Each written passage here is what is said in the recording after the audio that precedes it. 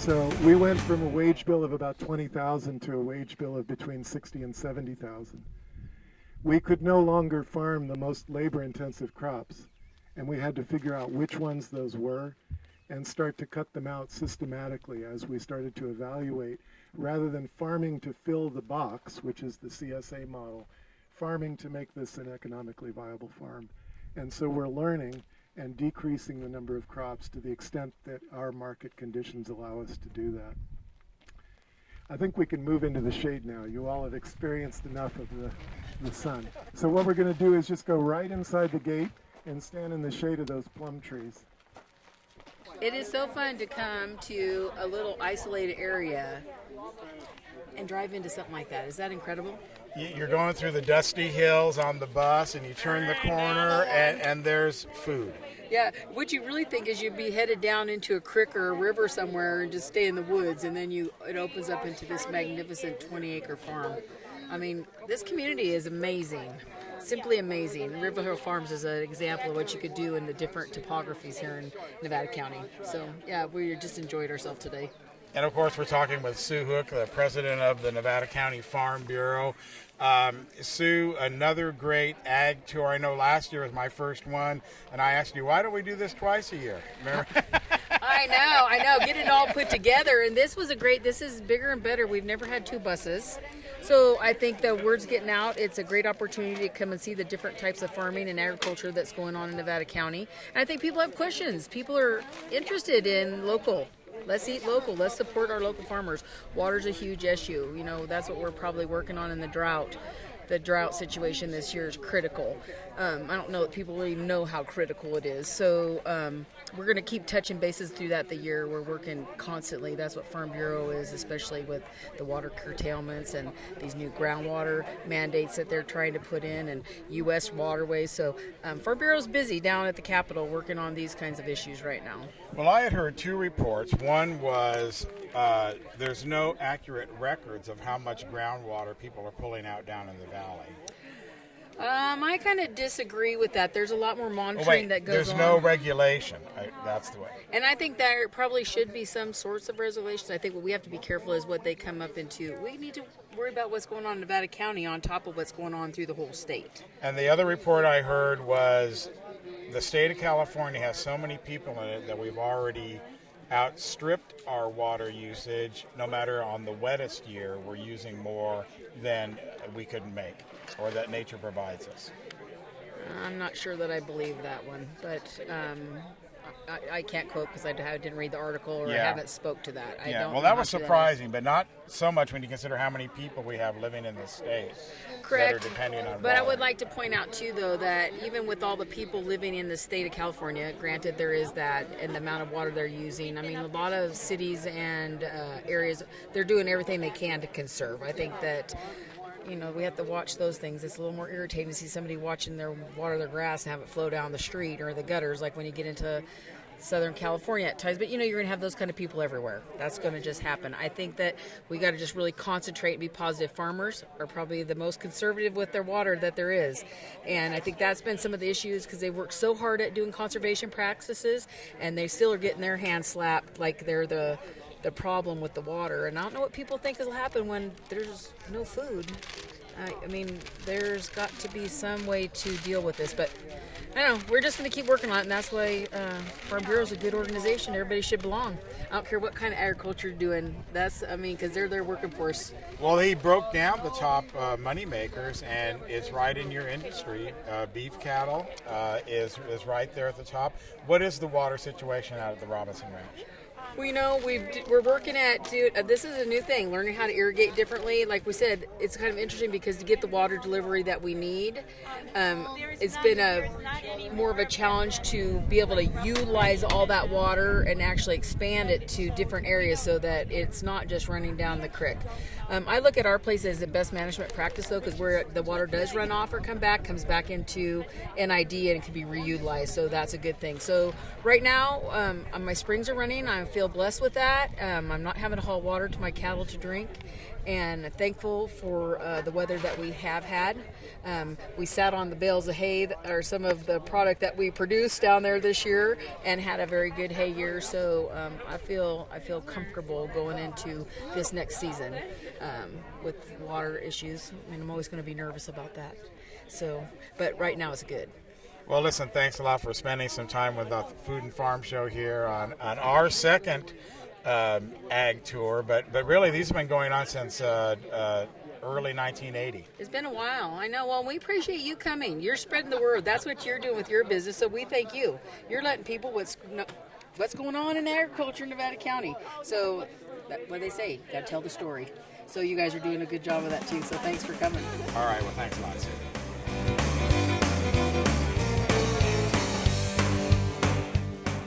It's time to visit the newly remodeled B&C True Value Home and Garden Center. The new B&C has completely changed for your shopping convenience. Their new expanded garden center has everything you need, including expert advice on trees, shrubs, and perennials. Check out their new website and the new spring hours. And thank you for voting B&C the best hardware and building supply in 2012. So start right, start here at B&C True Value Home and Garden Center. Anything Green Hydroponics is your source for hydro systems, grow lights, and soils. Anything Green offers a complete range of organic nutrients as well as fungicides, miticides, and predatory bugs. Anything Green Hydroponics has just received this year's soil. Get your totes, pallets, or individual bags. Stay tuned for future workshops. It's all at Anything Green Hydroponics. We're at SPD Market in Nevada City asking people what they like about SPD. I've been shopping here for about 20 years, and the people are very courteous, and I especially like the meat counter. It's nice. You have a great selection, very helpful. Because it's local, it's small, they have wonderful selections of things I need, and the personnel are very nice. And that's why people love SPD Markets in Nevada City and Grass Valley. Welcome to Plaza Tire and Automotive Service in Grass Valley. At Plaza Tire and Automotive Service, the customer comes first. We only do what's right for the customer, not necessarily what's right for business. Third generation family member, learned all that I know from my Grandpa Fred, my dad, my Uncle Mike, my grandma. My entire family's been a huge part of learning about the automotive industry. Grass Valley is our fourth location, and you can also find us in Colfax, Penn Valley, and Nevada City. I am Blake Hauser, and I welcome you to join us for the grand opening at our Grass Valley location. Are you ready to buy or sell your home or property? Placer Title is your local title and escrow company located right here in the heart of Nevada County. We combine the stability of a national insurer with all the benefits of on-site title and escrow professionals. Being voted the best title company by the union readers for the past 7 years is a true testament to our local roots and unparalleled customer service. Stop by one of our 2 convenient locations, and thank you for keeping your business local.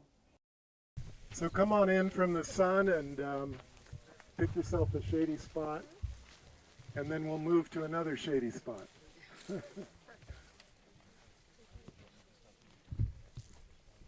So somebody just asked me, how did you come up with the idea for this Friend of the Farm card? And it was really attributable to a customer who had been a CSA subscriber for many years. After the Saturday Nevada City market started, she was going here for her CSA box and going to the market for the other things that weren't in her box. And she said, you know, I really want to continue to support you, but I love going to the farmer's market. It's just such a unique opportunity, and it's a lively environment, and I see friends, and I could get whatever I want. Is there any way I could pay you in advance, and then you just sort of keep a tab, and I deduct from, or you'll deduct from my tab whatever it is I buy? And that was really the genesis of it. It happened to coincide with feelings on my part that the farm was dominated in most respects by what I'd call excessive diversity. And that is, when you're farming to fill the box, you want the box to be interesting and you want it to have enough variety. And so it is really common in this current wave of local farming for an individual farm to grow 50 or 60 different crops over the course of the season. Some of those are going to be spring and fall only, and others are going to be pretty much all season long. That imposes what I'd call historically unprecedented demands on the farmer. Most farms have grown 4, 5, 6 crops for market, and then they might have a kitchen garden associated with the household that they grew, for their own green beans and maybe their own potatoes and things like that. What the CSA model has done is take that kitchen garden and expand it into a commercial farm. And that really is something that has not happened historically. And so you end up with a combination of the most labor-intensive crops, which creates a demand for a lot of labor to help manage it. And you end up farming to the average of all of your crops, rather than being able to really know the crops and specialize. And of course, you're going to learn those things over time, but it can be challenging to grow those crops well. And I wanted to farm more artfully, with attention to detail. And I couldn't afford, once we decided to no longer employ interns, to pay a living wage to as many people as it would take to farm 10 acres in that fashion. And so it was kind of a juxtaposition of things that brought that about. That answers your question? Yeah. And you've really come a long way since you had us that co-housing come out. Yeah, that was a long time ago. Like amazing. Yeah. So what we're trying to do now is address a fundamental problem that we have, which is we don't generate enough income in a season to pay ourselves a wage and have enough, and pay our employees a wage, and have enough at the end of the season to get through winter and cover the early season costs of production that occur before we even have a crop to sell. So we'll spend as much as 60% of what we're going to spend in a year between January and June at a time when we don't have anything to sell. The time of year when we can sell things starts in May, and it's pretty modest in May, and continues through November, and then pretty much ends abruptly in November, unless we have an excess crop of winter squash that we can continue to sell in December. But 7 months of the season, we're generating income, but we're still living and spending things for 12 months. So that's kind of a fundamental problem for us. How do you generate 12 months of income in 7 months and still have enough to pay for seeds and fertilizers before you have a new crop to sell? So the CSA model, to the extent it's been a farmer-driven model, has really evolved since its origins to provide capital and a certain market to the farmer, so that the farmer can buy the seeds, pay for the fertilizer, grow a crop, and have a market built into their production system that will keep them solvent from one year to the next. The Friend of the Farm card is kind of an adaptation that has allowed us to get some of our capital, and then we get the rest from operating loans, and to begin to focus on trying to get more income in the fall. So rather than thinking of it as sort of winding down, we really try to ramp up through November so that we get a big volume of income in October and November that will start to shift our cash flow from a spring to fall phenomenon to maybe a fall to summer phenomenon. In other words, we're going to generate enough income to get us through those winter months and pay for the costs of production, and then we're going to start seeing income coming in before all of our money is gone. It's a tough challenge, and we've been doing this now for 3 years in making that transition. What reducing the dollar value of people's contribution has done is to very deliberately reduce our dependence on customer capital. And it also reduces our customers' expectation that during those months that we're giving them something, we're giving them 100% of what they want to eat in terms of vegetable product, and they wouldn't even think about going to the farmer's market and buying more. So it has enabled us to get rid of some of the crops that people generally will eat if it's in their box, but they virtually never will buy if they're asked to pay for it directly. And I've learned this. If you go to Mountain Bounty Farm, you'll see rows of fennel that go as far as you can see. And if we grew that, that would be compost. Our fennel is, you can see the ferny leaf stuff that's the lowest on that hillside over there. And we're growing about 450 fennel bulbs in each planting that we do, and we only do 2 plantings. So those are market forces at work telling us what we can grow and what we can sell. we're taking advantage of the opportunity to grow larger volume for Briar Patch. So for example, from August to November, we are supplying them with their slicing tomatoes and their heirloom tomatoes. So these are slicers on this side, these are heirlooms on this side. We also supply them with sauce tomatoes, and we do quite a business in bulk buying. So people who want a can for the winter know that they can come and buy by the box from us. And those tomatoes are on the other side of the road over there. Sweet potatoes is a new crop to us as of last year, and we sold our entire volume in 1 month last year, in the month of October. So we doubled the amount we planted this year so that we can sell them in October and November and try and get through to the end of the season with a big push. And it's been a great crop. So does anybody have any questions kind of on the line of what we've been talking about so far, what I've been talking about? Anything come to mind? Did Yeah. you hit where Hi, your Lisa. water comes so high? Water, yeah, water's a big issue, especially I guess we'll be talking about drought. We've been reliant on one well for all the years we've been farming here, and were it not for drip, the technology of drip, we wouldn't be able to farm this acreage with the water that we have. Historically, this parcel did have NID, but it was at the end of a privately maintained ditch, and in the 70s, I believe, the ditch fell into disrepair and there was nobody subscribing, and so service was discontinued, and it's about a mile away, so it's really prohibitively expensive for me to think about trying to get it here. The area that you see in lettuce is the only area where we use overhead irrigation, and so we are able to pump at night to storage tanks that are at the top of the hill, and that provides us with 20,000 gallons of capacity, of storage capacity. And then when we start irrigating in the morning, we turn the pump back on, having started with full tanks, and replenish those tanks as we're irrigating so that we have a constant supply of water. And we do have to be conscious of what we're doing on a given day to make sure that we stay within our water budget. And so when the farm is fully planted, that can be challenging. Last year, our well output declined by 50%, so we went from 50 gallons a minute to 25. And as a consequence, we drilled a new well this past winter, which we've not yet made operational in part because of the cost, but also our old well recovered. In fact, right after we spent the money to drill the new well. But it's nice to know that if the well output declines again, or if it provides some kind of other benefit, that we can go ahead and get the pump put in the well and go ahead and start getting water from both. Anything else? Alan, these are Santa Rosas? These are Santa Rosas. That's yeah. connected the dots with Felix Gillet. This is Luther Burbank's invention. And it's been a good plum.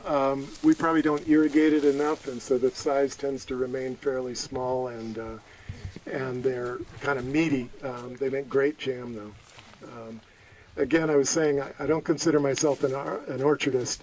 We plant trees in areas where they're sort of marginal or not suitable for vegetable crops.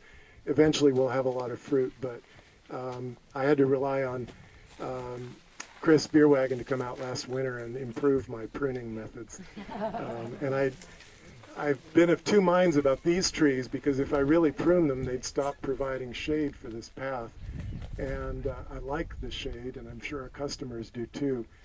So last year and this year were the first year since 2009 that these trees had any fruit on them. And so they've suffered a little bit for being treated like ornamentals instead of fruit trees, with broken branches and too much weight on them. Why don't we move up to the second shady spot? And of course, what would an ag tour be without Roger Ingram on board? Roger, a very passionate speech today on conservation and, of course, farming. I can't remember when I've heard you speak so passionately. Well, I think there's the drought has really just put a lot of pressure on farms and ranches in Nevada County in surviving, and I think that a big thing for me is we need to do all we can to support those local farms and ranches. And what I was trying to say there is to get out and buy locally from local farmers. I mean, if you've never done it before, then do it for the first time in your life. If you know somebody who hasn't ever bought before, take them somewhere and have them buy something and establish that habit. You'll actually find the costs are very competitive where you can buy on at a grocery store or anything like that. So that's really, really important. There's a curtailment order that happened on May 27th that the State Water Board issued, and that was that your post-1914 water rights you could not divert for your own use, and NID does have some post-1914 water rights, so rather than some water that could be going into our reservoirs are instead having to be released downstream. And curtailment order can actually last as long as 270 days. And well, I thought that was interesting that you figured out that caveat there, because according to the state release, as you said, they left it kind of open-ended as to when situation gets better, but really they have to stop that after 295 days. 270 days, yeah, but it's basically. What you would rather see it is that could stop earlier so that all of the runoff could be going into the NID reservoirs.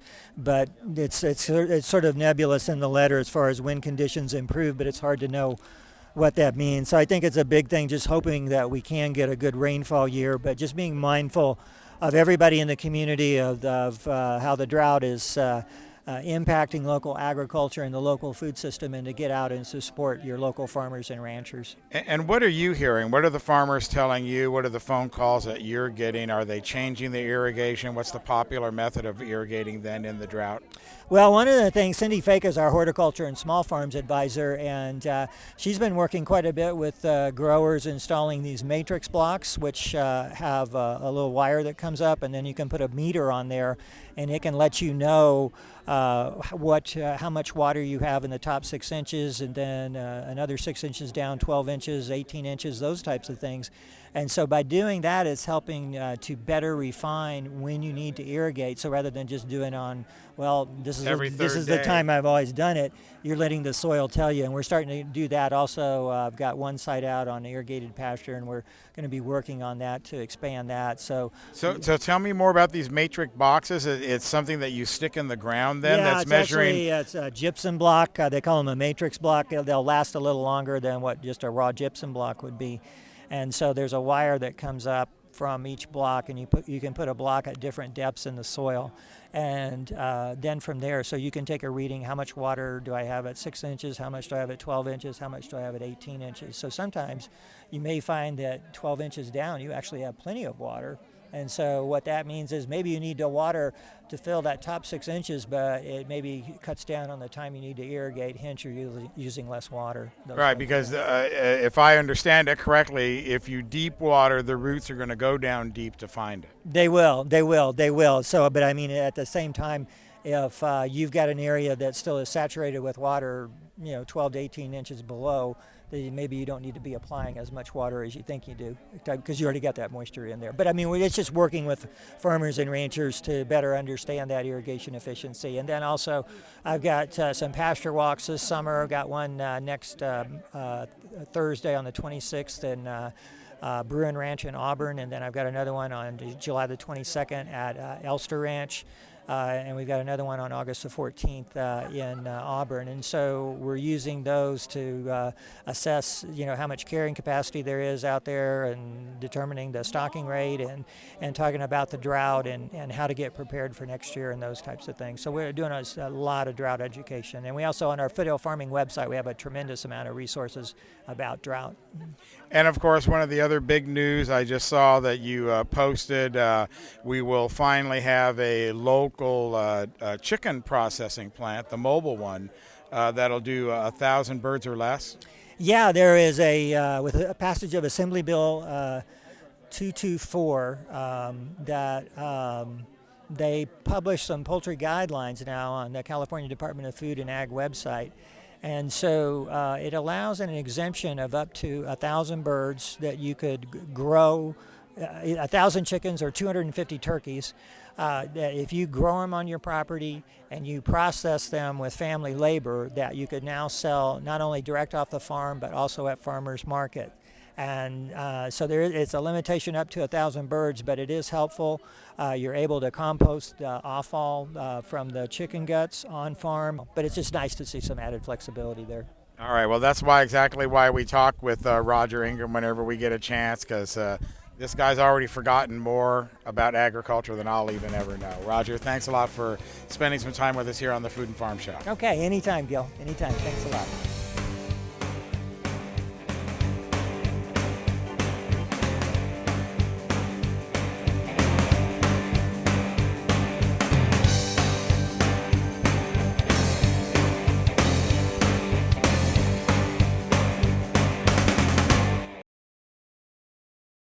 It's time to visit the newly remodeled B&C True Value Home and Garden Center.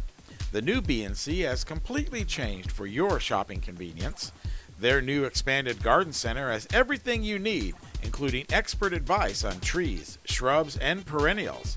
Check out their new website and the new spring hours. And thank you for voting B&C the best hardware and building supply in 2012. So start right, start here at B&C True Value Home and Garden Center. We're at SPD Market in Nevada City asking people what they like about SPD. I've been shopping here for about 20 years, and the people are very courteous, and I especially like the meat counter. It's nice. You have a great selection, very helpful. Because it's local, it's small, they have wonderful selections of things I need, and the personnel are very nice. And that's why people love SPD Markets in Nevada City and Grass Valley. Welcome to Plaza Tire and Automotive Service in Grass Valley. At Plaza Tire and Automotive Service, the customer comes first. We only do what's right for the customer, not necessarily what's right for business. Third generation family member, learned all that I know from my Grandpa Fred, my dad, my Uncle Mike, my grandma. My entire family's been a huge part of learning about the automotive industry. Grass Valley is our fourth location, and you can also find us in Colfax, Penn Valley, and Nevada City. I am Blake Hauser, and I welcome you to join us for the grand opening at our Grass Valley location. Are you ready to buy or sell your home or property? Placer Title is your local title and escrow company located right here in the heart of Nevada County. We combine the stability of a national insurer with all the benefits of on-site title and escrow professionals. Being voted the best title company by the union readers for the past 7 years is a true testament to our local roots and unparalleled customer service. Stop by one of our 2 convenient locations, and thank you for keeping your business local. Anything Green Hydroponics is your source for hydro systems, grow lights, and soils. Anything Green offers a complete range of organic nutrients as well as fungicides, miticides, and predatory bugs. Anything Green Hydroponics has just received this year's soil. Get your totes, pallets, or individual bags. Stay tuned for future workshops. It's all at Anything Green Hydroponics.